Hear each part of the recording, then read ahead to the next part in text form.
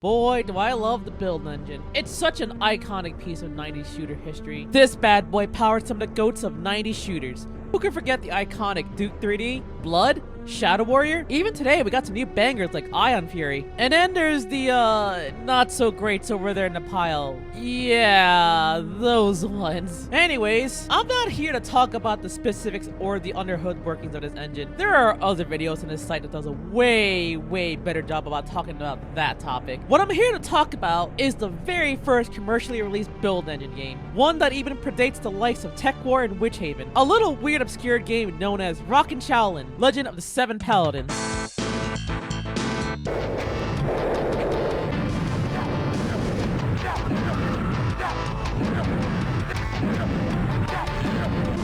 Okay, so this game is a weird one. So by technicality, it is the first ever commercially released build engine game. And the weird part about this game, I've barely seen any discussion or coverage about this game online. Every other build engine game has been talked about in some length on YouTube, both the good and the bad games. Yet, this one's been barely discussed outside of some forum discussions and random gameplay footage. What's up with that? What's the deal with this game?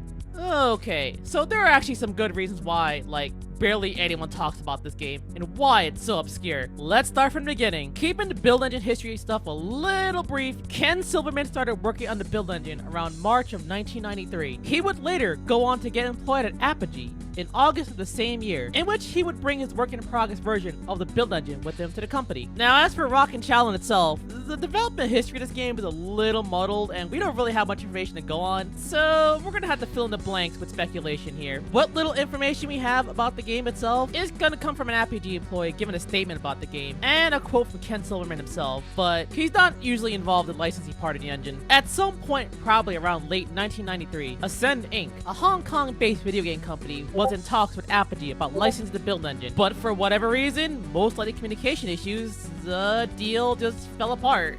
And signing any sort of formal agreement just never happened. A demo of the supposed game using an illegally licensed version of the build engine apparently was spotted in the wild, but Apogee never saw any legal actions so the game was never released in the States. And also they thought the game was nothing more than an unfinished demo. But little did they know, this game was apparently completed and had a limited release sometime in 1984 in Taiwan as Legend of the Seven Paladins 3D. And in South Korea, this game was released as UIO 임크욱정. Yeah, that. So, remember earlier when I said this game was technically the first ever commercially released build engine game? Yeah, that's because it was made with an illegally licensed version of Build. It was not meant to be a complete product released commercially, but what could Apogee do? I mean, it was a game just basically completed in secrecy and released in a limited foreign market. Honestly, I'm surprised they even let them have the engine in the first place without signing anything, but whatever, I guess. So now we have this game fully completed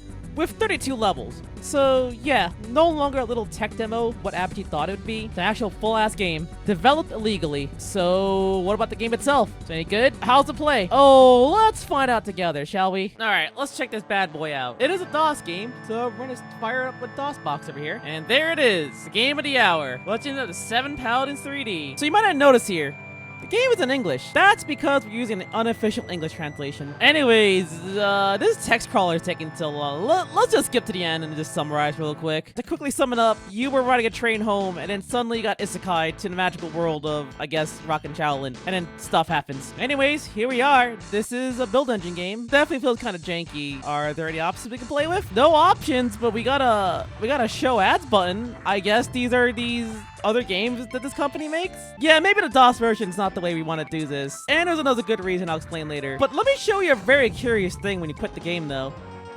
There, that right there. Special thanks to Apogee?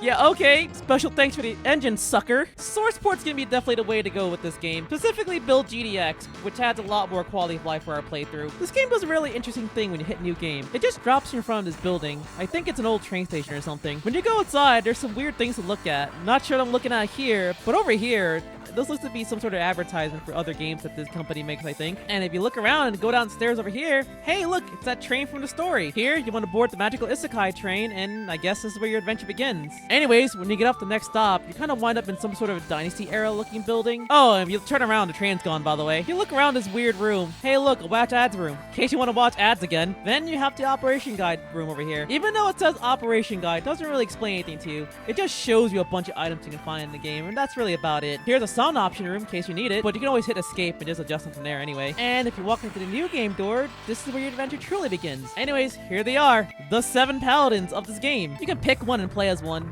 They all have a signature melee weapon, but also the same secondary weapons as well. I'm gonna pick this guy. This guy's got a sword. Swords are pretty cool, honestly. Anyways, step through the door and begin the game. Try to go with hard difficulty of this one, because I think that's the medium. At least I hope it is. Alright, starting off at map 1, you start with your signature melee weapon. This disc throw thing, I think is like your pistol equivalent, and a key blast, which is actually pretty decent. Also in front of you are some daggers you definitely want to pick up. You might think having a signature melee weapon might be cool and all, but don't use it. Here's why.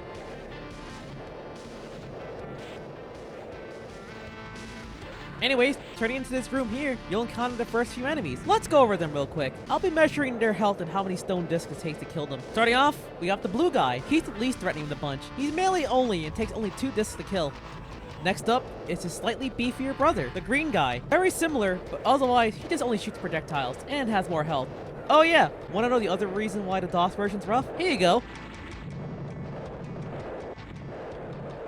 Yeah, there's a weird rapid fire bug in the DOS version that basically makes this almost unplayable. Funny enough, this source port allows you to turn the bug on as a feature if you want it. Anyways, green guy takes about 3 to 4 discs to kill with. You might have noticed him also doing a slide. All enemies can just do that for some reason. This is a way to dodge your projectiles. And in a nearby room, you'll find the last of the cannon fodder, the red guy. He's basically just a beefier version of the green guy. Usually takes about 5 to 6 discs to take him down. Anyways, time to talk about map 1 proper. Like I mentioned before, the first room you'll see is gonna have a few enemies in them. Nothing a few key blasts can't handle. You'll also notice that pickups are usually messily scattered all over the ground. This game feels pretty generous with pickup and just scatters them everywhere on the floor, which is kind of nice considering this game likes to throw a lot of enemies at you per room. Right, keys. Let's talk about those real quick. Most games you expect that when you see a key, there's a locked door somewhere. Not this game. This game does things a little differently. When you pick up a key, it just automatically opens a door somewhere. Here's an example of what that looks like. Yeah, weird, isn't it? Keep that in mind when exploring the level. Anyways, exploring the rest of the level, usually made of a bunch of corridors full of enemies. Trying out the throwing dagger here, it feels like a stronger version of the disc. You can one-shot the blue guys, but still taking hits for the green guys. Anyways, taking care of that hallway, here's a guy to the right who's having a rough day. Ow. Hey look, more dudes to fight. And a red guy. Take care of them and just move along. Finding your way through the door. Hey look, a book on the floor. You definitely want to grab every one of these you see. They give you some really cool powers. You'll see what I mean. More hallway fighting later. Try out these balls. Seem to one-shot the blue guys. And do some decent damage against the green guys as well. If I pass through more red guys, hey look, another book. Grab that. We're gonna backtrack to where we came from. So, trying out one of these new books here, it's basically just a better version of our key blast. Anyways, pressing onwards, here's a weird platform you can cross. Meet our old friend again, and move onwards. Stumbling upon this torture dungeon. Hey look, let's try our new book out. Oh yeah, this thing is a beast for room clearing. I think this is gonna be my best friend for the rest of the game, because boy do they have a habit of throwing so many enemies at you in one room. Making our way through, and then here's the exit. That's map 1. Or at least that's an exit. There's actually another one that's actually easier to get to. Well, I want to assume this might be a secret, but I guess we'll find out, huh? Well, here we are at map 2. I actually got lost here for a bit. You'll see why. Just pick a path, move forward, and then you start to understand why you're gonna love this green ball attack so much. It's like the best option for room clearing in my opinion. Anyways, back to bumbling around for a bit. These triple daggers are pretty decent. They deal pretty decent damage and have an obnoxiously wide hitbox. Pretty hard to miss with these things, honestly. I wandered some more and I found an employee lounge or something, but no sign of progression. I keep exploring and keep getting into trouble. Once again, these green balls are fucking amazing. Then I kept wandering around for 5 more minutes till I actually found progression. I found a switch somewhere in this room, but also a lot of baddies. Oh, hey, a new enemy. Alright, meet the blue wizard. This guy kind of sucks. That wizard is so goddamn tough. Oh my god. Alright, so I just go for the switch, then just book it out of there. Then I got lost again until I found the exit by pure accident. Now we can finally move on to map 3. Map 3 starts with no chill. Here, watch. Already? You're starting with a whole... Okay. Oh, hey, new ability, I think. Alright, whatever this does... I don't think I like it. Yeah, Rich in the past had to learn the hard lesson. That green crescent attack kind of sucks, and I'm not even sure what it does, honestly. Anyways, moving on. Made the mistake of going to a dead end, fighting for my life here. Dragged my dying ass to this elevator, and I managed to escape somehow. Fight my way through more caves and stuff until I found this weird platform room. Ducked to the room to the left, hit a switch, then I hitched the ride on the platform where I had to claw my way to the exit. Sorry, dude. Oh. And it was a wizard at the end. Great. Oh, Jesus Christ.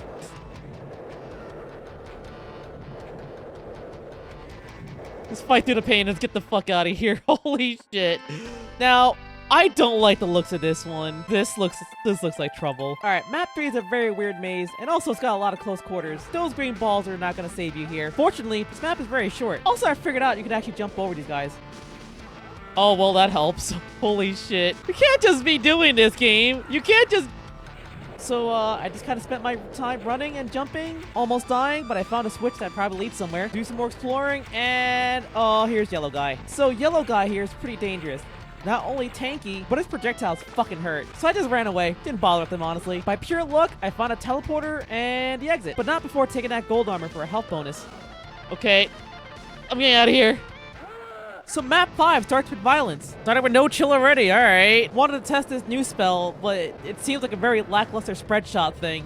It's not that good. After clearing that room, I decided to admire the statue. And it's shooting projectiles for some reason, I guess. So this level's actually pretty short and loops back on itself. You'll find yourself in this little platform room, which will take you back to the statue in the beginning. Oh, okay. I guess... Alright, pressing onwards. I did loop this level a few times, just because I missed a key near the start. Then I loop it again, and discovered the exit's actually in the platform room. And that's it. Map 6 once again begins with violence, but also you're outside, and there's a cute little river with a bridge and stuff. This is actually a pretty good map. What the hell? Outside? Cross the bridge, make your way inside, and just keep going. This took less than 40 seconds to beat. Yeah, that's about it. Oh, that's the end of the map. Oh, okay. Here we are at map 7. Nothing in our face this time. Hey, you know what's something I didn't talk about? Music. Stages usually have a little peace theme that plays just like this. And then as soon as you enter combat, that's when that one song that plays for like 80% of this video starts playing.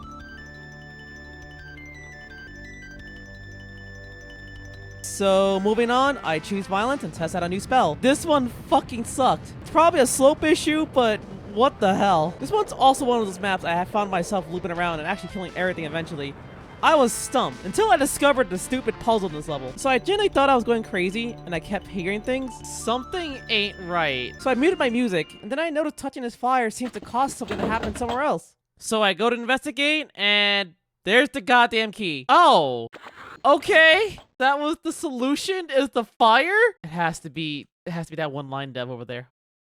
Okay. And from there, I just get to leave. 100% kills. On to map 8. This is another short one. Bit of a weird one, too. Once again, more violence. Then you collect a series of keys that just lead to other keys. Also, this is the level I just realized keys apparently heal you. After you complete the keychain, you can just leave. This level's only like 5 rooms. Okay, here we are on map 9. Behind you is like a weird lava bridge, which is kind of cool, I guess. So, moving forward to explore the level, I do appreciate we're seeing more outdoor maps now. There's even a bit of greenery, like trees and stuff here, too, which is kind of nice. I also almost died here, but thankfully I found this gold armor that came in super clutch. So, after barely surviving, I find a key. Also noticing that some enemies are kind of cloaked in a weird way, but it's whatever. Here we go backtracking until we find a new path because keys are weird in this game, and they only open up new ways and not actual doors. I find the next key in a place you have to crawl into, then we find the exit near the start, and we just leave. Hey look, made it to the double digits. Map 10 is actually where I died for the first time. Ow!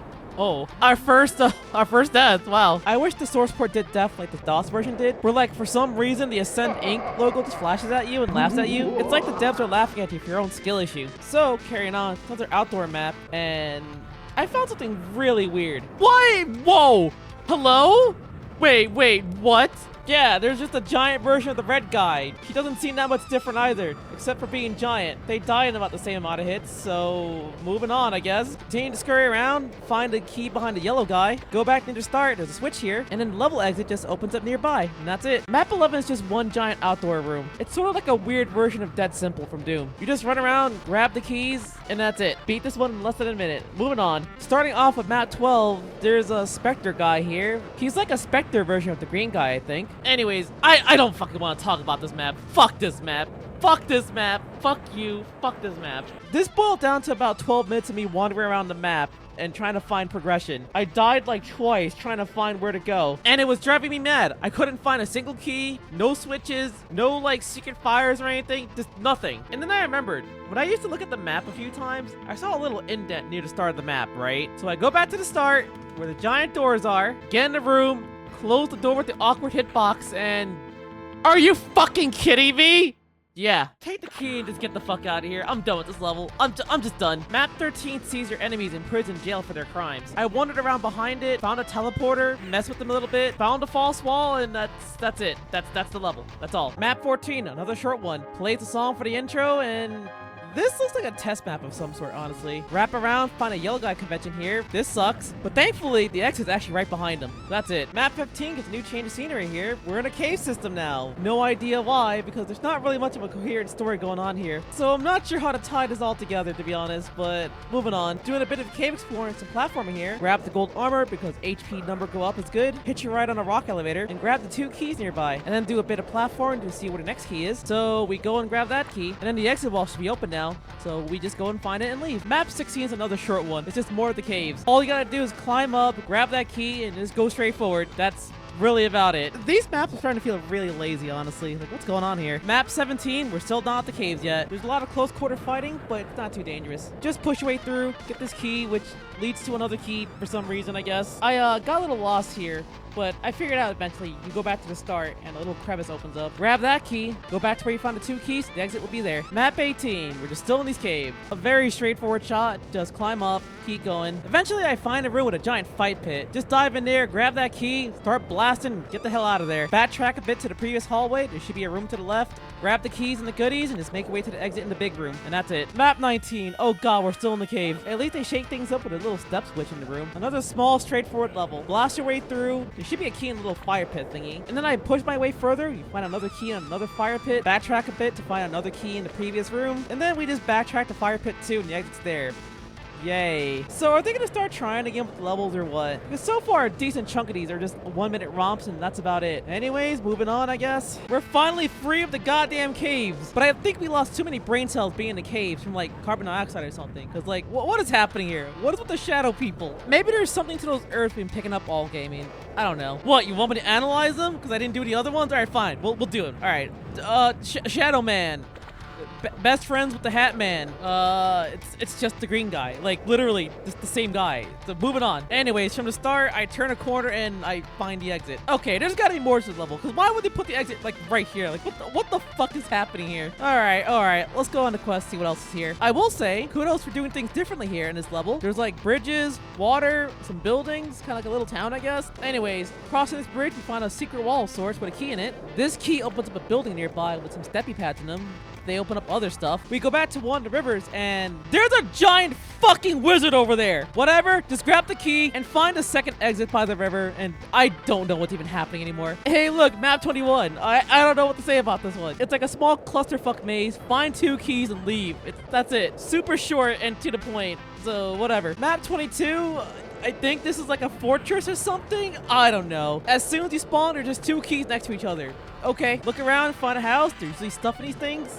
Yep, that's a key in there. I kind of like the cute little fountain here. That's kind of a nice touch, honestly. But move past that, and there's just an exit there. But there's got to be more to the level, right? I checked this building nearby, and look at that. Another key. Then I checked back the exact opposite of the map, and look, another exit. For the most part, I just want to say these are not secret levels. Secret levels imply that there's anything cool in there, and like goodies or something. But there's not. It's more of the same bland level design. These are more like alt paths, I guess. So moving on. Map 23. Oh boy. I guess the implication here is you're sneaking in from the river. So I don't know. This map is a clusterfuck, and also your Benadryl-infused nightmares are getting worse. There's also a stupid solution to this map, alright? I got a little stumped here for a bit, trying to fight out the horde here as well. I found no keys, no switches, nothing. Then I remembered. Right, this is the build engine, and source ports do something very funny on the map. So at that starting bridge, there's 2 red lines. Usually means some sort of interaction. I go back, touch those things, and something happened. It opened up the wall, which has a key, in which the key leads to the exit. Oh, okay. Fine. I'm done. Moving on. Map 24. Your house is missing a floor. Anyways, it's another one of those close quarter maze things. Here you can watch me do something stupid and soft lock myself. Am I soft locked here? Okay. Reset save. I exit the building, head left this time, find 2 keys next to each other. Afterwards, I pushed more through the maze, and then I found the exit, but I wasn't satisfied. Something felt wrong. So I explored more, looked near gay baby jail, found another key. I went back, hey look, a second exit, cool. So I picked the high effort exit and continue our quest. Map 25, oh god, you're a one-man army attacking a fortress all by yourself. There are dudes everywhere, but thankfully your key blast can keep them at bay. So you want to grab that key outside, then go inside, fight for your life, and thank the key god that key's actually healing in this game. After you grab the second key in the fort, then you can just get the fuck out of here. Map 26, you find yourself interrupting their dinner party because your need for keys is more important than their lives. Now moving on. The second key is in the opposite building over there. Hey look, I found a use for the electric attack. After grabbing the 2 building keys, a side way should open up. Climb the stairs and find the last key, and the exit should be nearby. So, map 27. Would you believe this is the final level? Just watch how it plays out. My reaction to the end is all you need. There is an all-out war here. Holy shit. Everyone that you hate is here. It's like a slaughter map, but in build. Holy hell.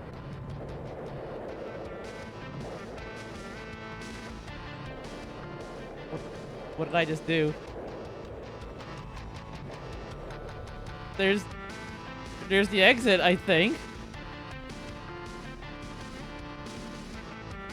Wait, we won? Wait, we won? That's the game? All our effort for a cool dragon. I have no idea what I'm looking at. I have no idea what's happening. Okay. Oh, it's an advertisement. We're being advertised to. That's the game. We won? Yeah, that's how it ends. That's it. That's the final level. No boss. No cool, like, fortress or anything. No cool, like, mega weapon. Nope, you just in a room, blast some dude, touch the sun or something, and leave. Then you're gonna see a cool dragon. And that's it. No, wait, actually, no. We can't forget the ads in case you want to see their new games. I don't even know what's about or what's happening, really, but that's the game. That's it. Let's talk about what the fuck did we just play. Huh? What? Rich, you said there's 32 maps? What about the others? Okay. We did look at 28 maps. Lobby counts as 1, by the way. Out of the 4 missing ones, there's only 2 worth talking about. I'll go over them real quick, alright? Alright, the torture chambers here can be accessed from, like, map 1 on the short path. Compared to the other version of map 2, this is a way harder version. Why am I calling it torture chamber? Because look what's happening here. What is going on? What is actually going on in this game? I don't even know. We've seen some of the assets before, but I think some are just unique to this level. So, okay. So why talk about this one? This one's weird because it does make use of more mapping features than the others. Also, it likes to troll you. I'll show you why. So this map has a lot of close quarter hallways. Just be careful with the key blasts. Over here, touch the obvious fake wall, push on through and find this door, which I'm pretty sure I don't see this asset anywhere else in the game. Anyways, push your way through this small chamber and poke the tortured guy. This should open up the wall next to him. And then you'll find a rare instance of this game using a switch to control an elevator, which takes you to a key. Anyways, backtrack your way to the weird door room, and then continue your way to a weird box room, and this is where the first troll is gonna happen. So, after clearing the enemies out, normally those silver doors point to an exit, which means, alright, drop down. Then you drop down to a pit, and then you can't do anything. You would think you could crawl through the hole, but no, you can't. There's also no way to escape. You're stuck down here to reload save, so yeah. There is in fact an exit on the other side of this wall, but I'm not sure how to access it without no clip. Anyways, one reload later, we want to backtrack near the beginning. Here you're going to find an open wall with multiple doors inside. So if you take the right door and then touch the potions in the room, it opens up one of the doors in the hallway. And then the opposite room has an herb garden that gives you a bunch of health back. So the left room obviously has the exit, right? But if you were to, let's say, not open the left room, right, and take the right door instead, this is what happens.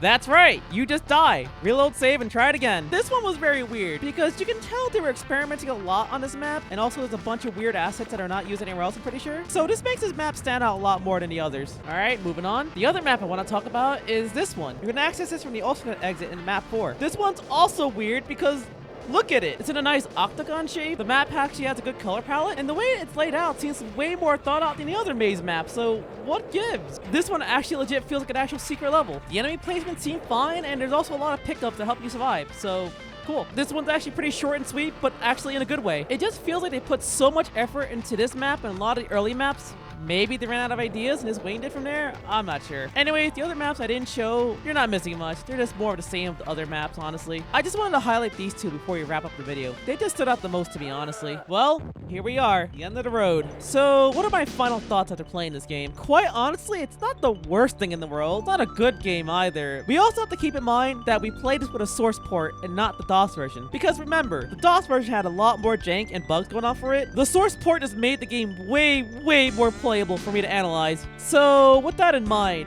yeah, this game is a very mixed bag. So, one of my biggest gripes with this game is level design. You can tell by playing the game, the devs are trying so hard to figure out the build engine. And because they never signed any official contract regarding licensing of the build engine, this meant they had no support from Apogee whatsoever. So, they just basically winged it, and that's that. And based off the hypothetical timeline of events, in theory, they might have had less than a year to develop this game when they put it to market. This is probably why earlier levels seem to have more detail and care put into them compared to later levels, because things like the lobby and like map 1 and the other map 2 that exists, and then there's that green maze room, those maps are fine, and you could tell they found their footing eventually. And then here comes later maps, which is all over the place in quality and also length. It started to feel like I was playing things out of Maximum Doom, to be honest. Yeah, I'll get to you eventually, buddy. Don't you worry. So I had to assume that they had ideas and ambition for making maps, but maybe at some point they had to crunch development time and then just rush the rest of the maps. Unfortunately, without any developer logs or interviews from anyone who worked on the game, we'll never know the full story. So moving on, another thing I want to bring up is the weapons. My biggest complaint about weapons in this game is it's hard to gauge which one is good or not, honestly. Like, half your weapons are throwable objects, which is basically like random bullshit go and you just try to kill enemies with them. And the time to kill with each of those weapons feels so similar to each other. It also doesn't help that, like, design-wise, regarding sounds and graphics for these weapons, you don't really feel like an impact when you like use a strong weapon or a weak weapon. They all feel the same, honestly. Like, take any other game, for example. You know a pistol is pretty wimpy, right? Then you compare it to a shotgun, which has a lot of kick and oomph to its sound, and you know this thing is powerful. And it's things like that why I primarily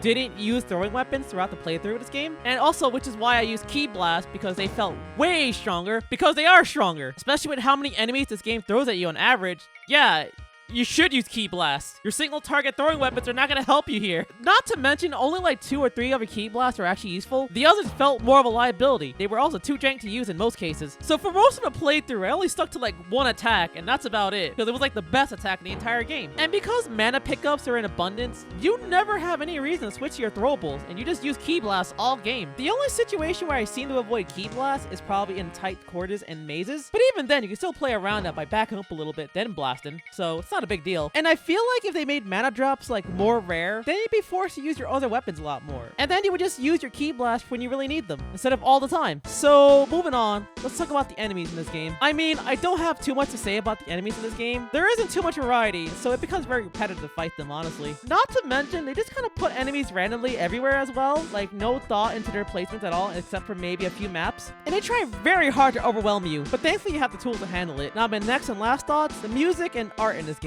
Honestly, I think the sprite work and art assets are fine. You get very samey, but fine. Sometimes you get creative with the textures in the map, but that only comes up sometimes. But otherwise, I have no problem. I mean, the weapon sprite work, the enemy sprite work, they're fine. And then there's the music.